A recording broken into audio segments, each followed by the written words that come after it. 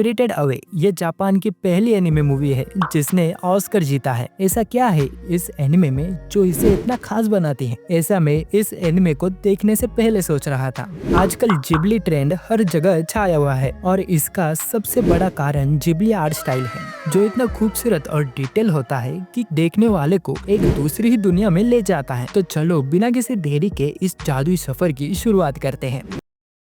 ये कहानी है 10 साल की चिहिरो की जो एक मिस्टीरियस स्पिरिट वर्ल्ड में फंस जाती है। जब उसके माता पिता सुअर में बदल जाते हैं तो अपनी मुसीबतों से निकलने के लिए उसे एक जादुई बाथ हाउस में काम करना पड़ता है जिसे चलाती है एक शक्तिशाली जादूगरनी यू बाबा। अब चिहिरो को अपने माता पिता के श्राप को तोड़ने का रास्ता खोजना होगा। कहानी की शुरुआत होती है मेन कैरेक्टर चिहिरो से। चिहिरो एक 10 साल की नॉर्मल लड़की है। वो अपने माता पिता के साथ एक नए घर में शिफ्ट हो रही है, लेकिन वो उदास है। भाई, नया घर, नया शहर, नए लोग और ऊपर से स्कूल भी बदलने वाला है। कोई भी बच्चा दुखी होगा ही। खैर, उसकी मम्मी उसे समझाने की कोशिश करती है, बेटा नए दोस्त बन जाएंगे। लेकिन चिहिरो को ये बात हजम नहीं हो रही और सही भी है। पुराने दोस्तों की जगह नए दोस्त नहीं ले सकते। इसी सोच विचार में उनका रास्ता भटकना लगभग तय था और हुआ भी वही, क्योंकि चिहिरो के पापा की एक पुरानी आदत थी, रास्ता भूल जाना। भाई, जीपीएस का जमाना है, लेकिन ओटाकू पेरेंट्स में कभी इम्प्रूवमेंट नहीं आएगी। रास्ते में उन्हें कुछ पत्थर की झोपड़ियां दिखती हैं, जिन्हें झेनिबा कहा जाता है, क्योंकि जापान में ऐसी हर रहस्यमय चीज का कोई डीप मीनिंग होता है। खैर, ऐसा माना जाता है कि इन झोपड़ियों में स्पिरिट रहते हैं। अब भाई, अगर कोई चीज स्पिरिट वाली बताई जा रही है तो इंसानों को समझ जाना चाहिए कि अंदर नहीं जाना है। खैर, वो घने जंगल में जाते रहते हैं और चिहिरो को कुछ अजीबोगरीब मूर्तियां दिखती हैं और अचानक से उनके सामने एक पुरानी सी टनल आ जाती है। भाई, इस पॉइंट पर अगर ये मेरे साथ हो रहा होता तो मैं बोलता चलो वापस चलते हैं, लेकिन एनीमे कैरेक्टर हमेशा उल्टा ही सोचते हैं। खैर, यूकी को समझ नहीं आ रहा था कि ये अजीब सी टनल यहाँ पर कर क्या रही है। भाई, कहीं ये वो वाली टनल तो नहीं जो बंदा घुसते ही किसी और ही दुनिया में टेलीपोर्ट हो जाता है। खैर, टनल का होना ही थोड़ा अजीब लग रहा था। अकियो बिना कुछ सोचे समझे कार से उतरा और सीधे टनल के अंदर जाने लगा। सच में कुछ लोग हॉरर मूवी से कुछ नहीं सीखते, मतलब सामने क्रीपी टनल हो और बंदा चलो अंदर घूम के आते हैं। खैर, उसे देखकर यूकी भी उसके पीछे चल पड़ती है, लेकिन चिहिरो अभी भी हिचकिचा रही थी। अरे वाह, कम से कम कोई तो अक्लमंद निकला। अकियो और यूकी ने उससे कहा कि वो कार के पास रुके, वो बस थोड़ी देर में देखकर आ जाएंगे। लेकिन चिहिरो को यहाँ अकेले रहना और भी ज्यादा डरावना लग रहा था। चिहिरो सीधा फैसला करती है और उन भूतों के साथ जाने लगती है। यूकी ने कहा, बहादुर लोग ऐसे नहीं डरते। वाह, ये डायलॉग सुनकर कोई भी डरना छोड़ दे। टनल पार करते ही सामने एक स्टेशन जैसी जगह नजर आई। मूड बन रहा था कि कोई हॉन्टेड जगह मिलेगी, लेकिन यहाँ तो एक रेलवे स्टेशन निकला। अब कहीं भूत भी टिकट चेक करने ना आ जाए। कहीं से ट्रेन की हल्की आवाज भी सुनाई दे रही थी। ऐसा लग रहा था कि वे किसी पुराने रेलवे स्टेशन के पास आ चुके हैं। पर जब वे बाहर निकले तो वहाँ कोई स्टेशन नहीं था, बल्कि सामने एक खुली जगह थी। अजीब स्टैचू और वीरान मकान भी थे। भाई, अगर कोई मूर्ति डरावनी दिखी है तो समझ लो वो रात को आंखें खोलने ही वाली है। पर नजारा बहुत ही सुंदर था। अकियो को लगा कि ये कोई पुराना थीम पार्क होगा जो पैसों की कमी से बंद हो गया। अरे भाई, सब कुछ पैसों की कमी की वजह से बंद नहीं होता, कुछ जगह इसलिए बंद होती है क्योंकि वहाँ से लोग गायब हो जाते हैं। चिहिरो का मन घबराने लगा। उसे महसूस हुआ कि यहाँ पर कुछ तो अजीब है। अगर इतना अजीब लग रहा है तो भाई वापस मुड़ने में कोई बुराई नहीं है, लेकिन नहीं, हमें प्लॉट को आगे भी बढ़ाना है। अकियो और यूकी आगे जाने लगे। तभी अचानक कहीं से एक हल्की आवाज आई। चिहिरो बिना देरी किए अकियो और यूकी के पास भागी। अब उन्हें आगे एक सूखी नदी पार करनी थी। जैसे ही वे बढ़े, अकियो ने अचानक हवा में बेहद ही लाजवाब खाने की खुशबू सूंघी। अब भाई बस यही रह गया था। वो बिना रुके खुशबू के पीछे बढ़ने लगा और यूकी और चिहिरो को भी उसके साथ चलना पड़ा। आगे एक छोटा सा गांव नजर आया जहाँ हर तरफ छोटे छोटे घर थे, लेकिन वे असल में रेस्टोरेंट लग रहे थे। अकियो अभी भी खुशबू के पीछे चल रहा था। भाई, अगर कभी खुशबू सूंघकर रास्ता ढूंढने की स्पर्धा हो तो अकियो गोल्ड मेडल लेकर ही आएगा। देखो कैसे सूंघ रहा है। पर अकियो को इस वक्त बस खाने की पड़ी थी और शायद यही सबसे बड़ी गलती होने वाली थी, क्योंकि एनीमे में जब कोई भी बिना दिमाग लगाए कुछ करता है तो वो फंस ही जाता है या फिर वो कोई किसी शापित चीज को खा लेता है। और अब ये सभी उस जगह पहुंच जाते हैं। वहाँ पर कोई नहीं था, लेकिन टेबल पर रखा खाना देखकर ऐसा लग रहा था जैसे अभी अभी किसी ने इसे परोसा हो। इतना लजीज खाना देखकर अकियो और यूकी खुद को रोक ही नहीं पाए। उन्हें लगा यार ऐसा खाना तो 5 स्टार होटल में भी नहीं मिलता। उनका प्लान सिंपल था, पहले खाओ, जब ओनर आएगा तब उसे पैसे दे देंगे। उन्होंने चिहिरो से भी खाने को कहा, लेकिन चिहिरो को यह सब अजीब लग रहा था। उसने साफ मना कर दिया और उन्हें भी खाने से रोकने की कोशिश की, पर अकियो और यूकी को कौन रोक सकता था। वो भुक्कड़ों की तरह टूट पड़े। भाई ये लोग भूल गए हैं, अनजान जगह पर पड़ा खाना नहीं खाना चाहिए। चिहिरो ने तभी अचानक से एक आवाज सुनी। उसका दिल तेजी से धड़कने लगा। आवाज की तरफ बढ़ते हुए उसने देखा कि वहाँ एक भारी भरकम बिल्डिंग थी, जैसे कोई बाथ हाउस हो, लेकिन वो पुल के उस पार थी। उसने पुल के नीचे से गुजरती हुई एक ट्रेन को भी देखा। माहौल हर सेकेंड के साथ और भी अजीब हो रहा था और तभी अचानक एक लड़का उसके सामने आकर खड़ा हो गया। वो लगभग चिल्लाते हुए बोला, तुम यहाँ पर क्या कर रहे हो? जल्दी जाओ, रात होने से पहले यहाँ से निकल जाओ। चिहिरो को कुछ समझ नहीं आया। तभी उसने देखा कि चारों ओर लैंप जलने लगे। लड़के ने तुरंत अपने किसी जादू से उनका ध्यान भटकाया। अरे भाई, खुद जादूगर है, पूरी मदद तू ही कर दे,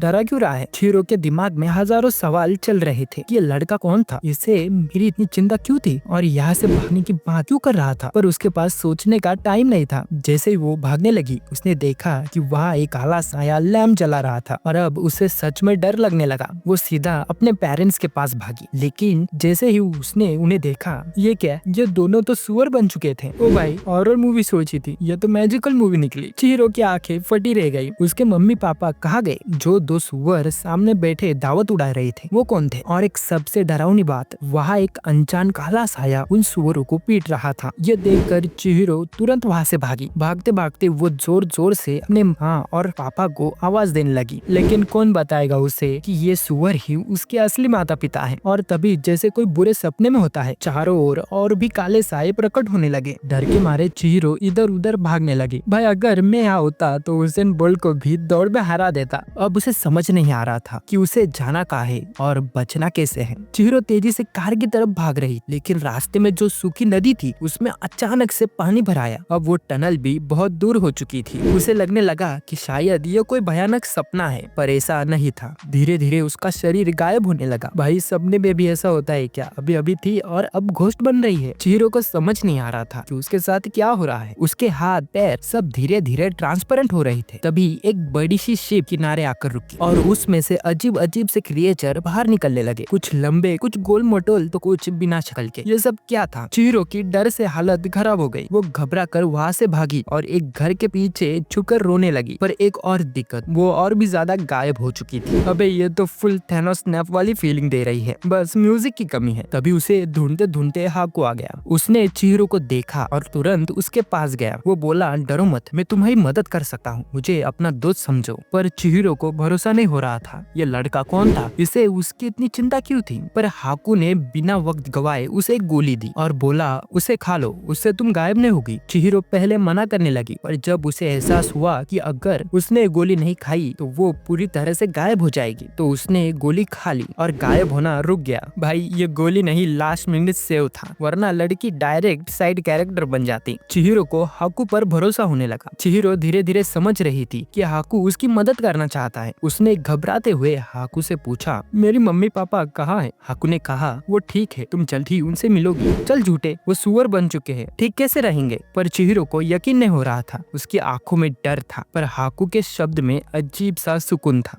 जब कोई सब ठीक है कहे और बैकग्राउंड में हॉरर म्यूजिक बजे तो समझ जाओ कुछ तो गड़बड़ है। एक अजीब सा पक्षी चिहिरो को ढूंढने आ गया, पर हाकू ने उसे जल्दी ही छिपा लिया। यह लड़का सही है, खुद भी बच रहा है और दूसरों को भी बचा रहा है। मुझे लगता है यही मेन कैरेक्टर है। अब समय बहुत कम था। चिहिरो और हाकू को यहाँ से जल्दी से निकलना था, पर चिहिरो के पैर कांप रही थी। वो आगे बढ़ ही नहीं पा रही थी, लेकिन हाकू ने अपने मैजिक से उसे ठीक कर दिया। अब उसके पास एक ही रास्ता था, भागो। वो दोनों तेजी से घरों के बीच से होते हुए बाथ हाउस के पास पहुंच गए। हाकू ने गंभीर आवाज में कहा, जब मैं कहूँ तभी सांस रोक लेना, ब्रिज पार होने से पहले सांस मत लेना, वरना वो तुम्हें पहचान लेंगे। भाई, ये तो स्टेल्थ मोड चला रहा है। चिहिरो ने वैसा ही किया। बस ब्रिज के उस पार पहुंचने ही वाले थे, पर तभी एक मेंढक उनके सामने आ गया। अरे भाई, इतनी टेंशन है, इस मेंढक को अभी आना था। चिहिरो उसे देखकर घबरा गई और उसने सांस ले ली। अब उसे सब पता चल चुका था, पर हाकू ने बिना वक्त गवाए उसे जल्दी से बचा लिया। अब दोनों छिपे हुए रास्ते से बाथ हाउस में घुस चुके हैं, पर अब हर किसी को शक हो गया था कि एक इंसान बाथ हाउस के अंदर घुस चुका है। हाकू ने चिहिरो की ओर देखा और कहा,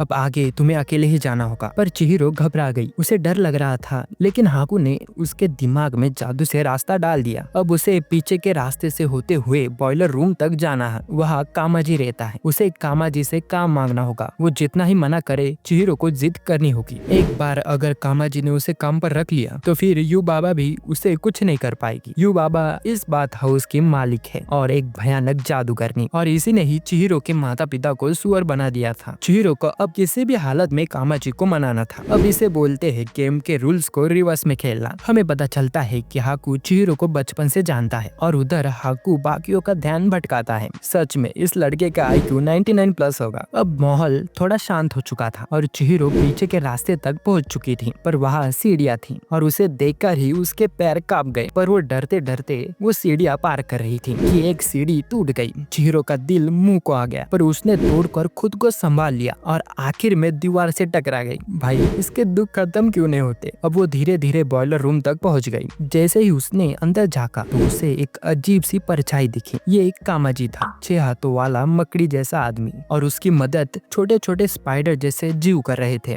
चिहिरो ये देखकर डर गई, पर उसके पास कोई और चारा नहीं था। वो हिम्मत जुटाकर आगे बढ़ गई और पूछा, आप ही कामाजी हो? कामाजी ने गंभीर आवाज में कहा, हाँ। चिहिरो ने बिना समय गवाए काम मांगना शुरू कर दिया। तभी कामाजी को पानी के कुछ ऑर्डर मिलते हैं और जो छोटे छोटे स्पाइडर चिहिरो को देखकर डर के मारे अंदर भाग चुके थे, अब वो बाहर आ गए हैं और अपना कोयला डालने का काम करने लगते हैं। लेकिन कामाजी ने साफ मना कर दिया, मुझे किसी की कोई जरूरत नहीं है। चिहिरो ने सोचा अब क्या करूं, पर तभी एक छोटा स्पाइडर कोयले के नीचे दब जाता है। चिहिरो ने झट से उसकी मदद की, पर वो डर के मारे वहाँ से भाग गया। भाई ये तो हेल्प करने गई थी, उल्टा और प्रॉब्लम क्रिएट हो गया। चिहिरो ने खुद ही वो भारी कोयला उठाकर भट्टी में डालने का फैसला किया। कोयला बहुत ही भारी था, पूरा दम लगाकर उसे भट्टी में डाल दिया और ये देख बाकी स्पाइडर जानबूझकर कोयले के नीचे दबने लगे, क्योंकि अब उन्हें लग रहा था कि चिहिरो उनकी भी मदद करेगी। भाई इनको देखो, वर्क स्मार्ट नॉट हार्ड। ये सब देखकर कामाजी चिढ़ गया और चिल्लाने लगा, दूसरों के काम में दखल मत दो। तभी वहाँ एक औरत आई, वो सबके लिए खाना लाई थी। सबको खाना देने के बाद उसकी नजर चिहिरो पर पड़ी। उसने कहा, इस लड़की को ऊपर सब ढूंढ रहे हैं, अगर पता चला कि ये यहाँ है तो बहुत बुरा होगा। तभी कामाजी ने कहा, ये मेरी पोती है, इसे काम चाहिए, लेकिन मेरे पास कोई काम नहीं है, तो इसे यू बाबा के पास ले जाओ। पर वो औरत इतनी आसानी से नहीं मानने वाली। कामाजी ने उसे छिपकली कबाब का लालच देकर मना लिया। भाई रिश्वत तो सुनी थी, पर छिपकली कबाब पहली बार देख रहा हूँ। चिहिरो कामाजी को धन्यवाद देकर वहाँ से चली गई। अब वो उस औरत का पीछा कर रही थी जो उसे छुपा कर ले जा रही थी। सबसे ऊपर वाले फ्लोर तक जाना था, क्योंकि यू बाबा वही रहती है। रास्ते में थोड़ी मुश्किल आई, पर आखिरकार सब ठीक रहा और चिहिरो सबसे ऊपरी मंजिल तक पहुंच गई। लेकिन यू बाबा को पहले से ही चिहिरो का इंतजार था और अपने मैजिक से उसने चिहिरो को अंदर बुला लिया। भाई बिना दरवाजा खोले उसे पता चल गया। ऐसा टैलेंट हॉस्टल के वार्डन को भी मिलना चाहिए। यू बाबा बड़े सिर वाली एक खतरनाक जादूगरनी थी, पर चिहिरो यहाँ डरी नहीं और सीधा काम मांगने लगी। पर यू बाबा को लगा एक इंसान इस जगह पर क्या ही काम आएगा, तो उसने चिहिरो को भी उसके माता पिता की तरह एक छोटे से सुअर में बदलने का फैसला कर लिया। और यहीं पर आज की वीडियो खत्म होती है। अबे इसने इंसान को सुअर में बदलने की दुकान खोल रखी है क्या? सबको सुअर बना रही है। तो दोस्तों आपको आज की वीडियो कैसी लगी मुझे कमेंट बॉक्स में बता दीजिए, और आगे चिहिरो के साथ क्या होगा और वो अपने माता पिता पर लगे श्राप को ठीक कर पाएगी या नहीं, ये जानने के लिए हमारे चैनल को देखते रहिए। मिलते हैं अगली वीडियो में, तब तक के लिए धन्यवाद।